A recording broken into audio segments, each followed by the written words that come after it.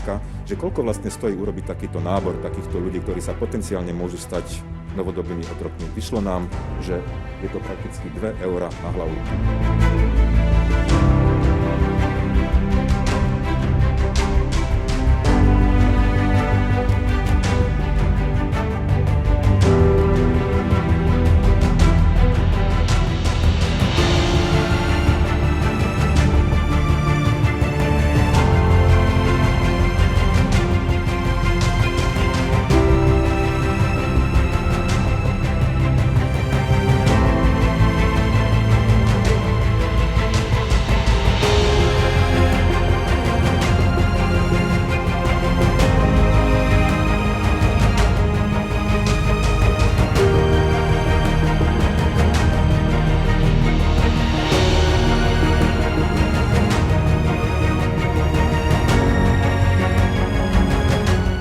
Že v rámci Európy sa stalo obeťou 30 146 obetí.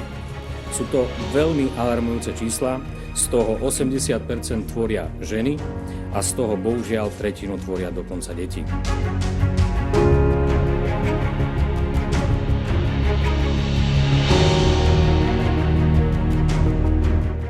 Pre nás šokujúce čísla boli, že na túto stránku od nedele, to znamená za približne 3,5 dňa, zareagovalo, prihlásilo sa a zaregistrovalo 2200 ľudí.